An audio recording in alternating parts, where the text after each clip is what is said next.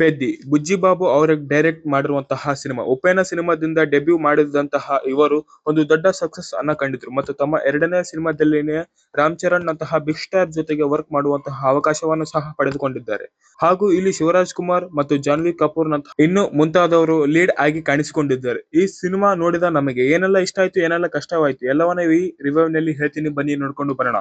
Hi darlings, welcome to my opinion YouTube. ಸಿನಿಮಾದ announcement, releasing teaser ಇದೆಲ್ಲ ನೋಡಿ ಸಿನಿಮಾದ ಮೇಲೆ ನಮಗೆ ಸಿಕ್ಕಾಪಟ್ಟೆ ಎಕ್ಸ್ಪೆಕ್ಟೇಷನ್ ಇತ್ತು. ಆ ಎಕ್ಸ್ಪೆಕ್ಟೇಷನ್ ಗೆ ಟ್ರೈಲರ್ ಒಂದು ದಾರಿದೀಪವಾಗಿತ್ತು. ಸ್ಟೋರಿ ವಿಚಾರಕ್ಕೆ ಬರೋದಾದ್ರೆ ಇಲ್ಲಿ ನಮ್ಮ ಕಥಾನಾಯಕ ಪೆದ್ದಿ, ಅವನು ಆ ಅಖಾಡದಲ್ಲಿ ಕುಸ್ತಿ ಆಡೋದಕ್ಕೂ ಸಿದ್ಧ, ಕ್ರಿಕೆಟರ್ ಹೌದು ಮತ್ತು ರನ್ನಿಂಗ್ ಅಥ್ಲೇಟ್ ಕೂಡ ಹೌದು. ಸೊ ಇಷ್ಟೆಲ್ಲ ಸ್ಪೋರ್ಟ್ಸ್ ನಲ್ಲಿ ಪೆದ್ದಿ ಎಂಟರ್ ಆಗಿದ್ದು ಹೇಗೆ ಮತ್ತು ಇದಕ್ಕೆ ಪ್ರಮುಖವಾದ ಕಾರಣ ಏನು, ಪೆದ್ದಿ ಏನೆಲ್ಲ ಸಾಧಿಸುತ್ತಾನೆ ಅನ್ನೋದು ಸಿನಿಮಾದ ಪ್ಲಾಟ್. ಸಿನಿಮಾ ಸ್ಟಾರ್ಟ್ ಆದಾಗಲಿಂದನೂ ಒಂದು ವಿಷಯ ಕ್ಲಿಯರ್ ಆಗಿ ಇರುತ್ತೆ. ಬುಚ್ಚಿಬಾಬು ಅವರು ಉಪೇನ ಸಿನಿಮಾದಲ್ಲಿ ಮಾಡಿದ ಹಾಗೇನೆ ಇಲ್ಲಿಯೂ ಒಂದು ರೂಟೆಡ್ ವರ್ಡ್ ಅನ್ನ ಮಾಡೋದಕ್ಕೆ ತುಂಬಾನೇ ಇಂಪಾರ್ಟೆನ್ಸ್ ಅನ್ನ ಕೊಟ್ಟಿದ್ದಾರೆ. ಆ ಊರಿನ ಒಂದು ಸೆಟಪ್, ಅವರ ಜೀವನ ಎಲ್ಲವೂ ನ್ಯಾಚುರಲ್ ಅಂತ ಅನಿಸುತ್ತೆ. ಇಲ್ಲಿ ಜನಗಳ ಮಾತನಾಡುವ ಶೈಲಿ, ಅವರ ಜೀವನ ಎಲ್ಲವೂ ನ್ಯಾಚುರಲ್ ಅಂತ ಅನಿಸುತ್ತೆ. ಇಲ್ಲಿ ಸಿನಿಮಾದ ಬಿಗ್ಗೆಸ್ಟ್ ಪಾಸಿಟಿವ್ ರಾಮ್ ಚರಣ್ ಅವರು ಪ್ರೆಸೆಂಟೇಷನ್ ಮತ್ತು ಪಾತ್ರಕ್ಕೆ ಅವರು ಎಫರ್ಟ್ ಹಾಕಿದ್ದಾರೆ. ಫಿಸಿಕಲಿ ಟ್ರಾನ್ಸ್ಫಾರ್ಮೇಶನ್ ಆಗೋದಕ್ಕೆ ಆಗಲಿ, ಪಾತ್ರದ ಹಾವಭಾವಕ್ಕೆ ತಮ್ಮನ್ನು ಅಳವಡಿಸಿಕೊಳ್ಳುವುದಾಗಲಿ ಎಲ್ಲವೂ 100% ಎಫೆಕ್ಟ್ ಅನ್ನ ಅವರು ಹಾಕಿದ್ದಾರೆ ಎಂಬುದು ಇಲ್ಲಿ ನಮಗೆ ಪಕ್ಕಾ ಗೊತ್ತಾಗುತ್ತೆ. ಇಮೋಷನ್ ಯಾವುದೇ ಇದ್ರೂ ತಮ್ಮ ಬ್ರಿಲಿಯಂಟ್ ಪರ್ಫಾರ್ಮೆನ್ಸ್ ನಿಂದ ನಮಗೆ ಕನೆಕ್ಟ್ ಆಗಿದ್ದಾರೆ, ಆಗೋದಕ್ಕೂ ಟ್ರೈ ಮಾಡಿದ್ದಾರೆ ಅಂಡ್ ಅದು ಎಲ್ಲಾ ಕಡೆ ಚೆನ್ನಾಗಿ ವರ್ಕ್ ಕೂಡ ಆಗಿದೆ.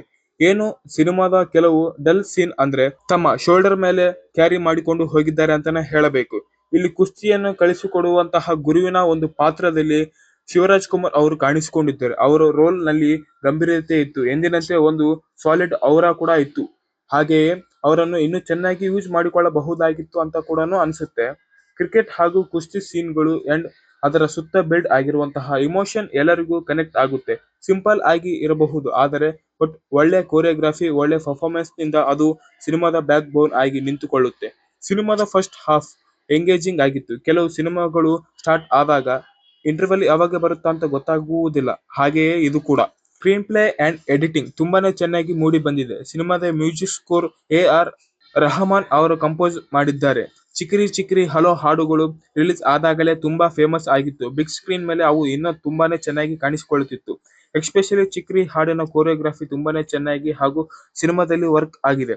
ಇರುವಂತಹ ಏನು ಅಂದ್ರೆ ಇಲ್ಲಿನ ಲವ್ ಟ್ರ್ಯಾಕ್, ಜಾನ್ವಿ ಕಪೂರ್ ಅವರ ಪಾತ್ರ ದೇವರ ಸಿನಿಮಾದಲ್ಲಿ ಅವರ ಪಾತ್ರವನ್ನು ಇಲ್ಲಿ ಕೂಡ ಕಾಪಿ ಪೇಸ್ಟ್ ಮಾಡಿದ್ದಾರೆ ಅಂತ ಅನಿಸೋದಕ್ಕೆ ಸ್ಟಾರ್ಟ್ ಆಯ್ತು. ಅವರ ಪಾತ್ರವನ್ನು ಸಿಕ್ಕಾಪಟ್ಟೆ ಪೂರ್ ಆಗಿ ಬರೆದುಕೊಂಡಿದ್ದಾರೆ. ಇನ್ನು ದಿವ್ಯಂದು ಅವರಿಗೂ ಸಹ ಅಂತಹ ಪ್ರಾಮುಖ್ಯತೆಯನ್ನು ಕೊಡಲಿಲ್ಲ. ಏನೋ ಹಿಂದಿ ಮಾರ್ಕೆಟ್ ಗುರಿಯಾಗಿ ಇಟ್ಟುಕೊಂಡು ಮಾತ್ರ ಅವರಿಗೆ ಈ ಪಾತ್ರವನ್ನು ಕೊಟ್ಟಿದ್ದಾರೆ ಅಂತಾನು ಅನಿಸುತ್ತೆ. ಇನ್ನು ನಮ್ಮ ಬುಚ್ಚಿಬಾಬು ಅವರು ವರ್ಲ್ಡ್ ಬಿಲ್ಡಿಂಗ್ ನಲ್ಲಿ ಏನೋ ಸಕ್ಸಸ್ಫುಲ್ ಆಗಿದ್ದಾರೆ, ಬಟ್ ಆಡಿಯನ್ಸ್ ನ ಎಂಗೇಜಿಂಗ್ ಕಾಪಾಡೋದ್ರಲ್ಲಿ ಅವರು ಸ್ವಲ್ಪ ಎಡವಿದ್ದಾರೆ ಅಂತ ಅನಿಸುತ್ತೆ. ಸಿನಿಮಾದ ಸೆಕೆಂಡ್ ಹಾಫ್ ನಲ್ಲಿ ಸಿನಿಮಾ ಇಂಟ್ರೆಸ್ಟಿಂಗ್ ಅನಿಸುತ್ತಿದೆ. ಕತೆ ಸಡನ್ ಆಗಿ ಪ್ರೆಡಿಕ್ಟೇಬಲ್ ಅಂತ ಅನಿಸುತ್ತದೆ. ಇಲ್ಲಿನ ಲವ್ ಟ್ರ್ಯಾಕ್ ಮತ್ತು ಕಾಮಿಡಿ ಟ್ರ್ಯಾಕ್ ನಲ್ಲೂ ಎಲ್ಲ ಡಬಲ್ ಮೀನಿಂಗ್ ಡೈಲಾಗ್ಸ್ ಗಳು ಪ್ಲೇಸ್ ಮಾಡಿದ್ದಾರೆ. ಅದು ಟೋಟಲಿ ಅನಾವಶ್ಯಕವಾಗಿತ್ತು ಅಂತ ಅನಿಸುತ್ತೆ. ನಿಮ್ಮ ಹತ್ರ ಇಷ್ಟು ಬಲವಾದ ಸ್ಟೋರಿ ಇದೆ ಅಂತ ಅಂದ ಮೇಲೆ ಅದರ ಮಧ್ಯ ಈ ತರಹದ ಸೋ ಕೋಲ್ಡ್ ಕಮರ್ಷಿಯಲ್ ಎಲಿಮೆಂಟ್ಸ್ ಯಾಕೆ ಹಾಕಬೇಕಿತ್ತು ಅಂತ ಅರ್ಥನೇ ಆಗಲಿಲ್ಲ. ಈ ಸಿನಿಮಾದ ರನ್ ಟೈಮ್ ಇಲ್ಲಿನ ಬಿಗ್ಗೆಸ್ಟ್ ವಿಲನ್ ಆಗಿ ಇದೆ. 3 ಗಂಟೆ ಪ್ಲಸ್ ಟೈಮ್ ಹೊಂದಿರುವಂತಹ ಈ ಸಿನಿಮಾದಲ್ಲಿ ಇನ್ನು 30-45 ನಿಮಿಷ ಶಾರ್ಟ್ ಮಾಡಿದ್ರೆ ಸಿನಿಮಾ ಶೋಲ್ಡರ್ ಆಗಿ ಇರ್ತಿತ್ತು ಅಂತ ಅನಿಸುತ್ತದೆ.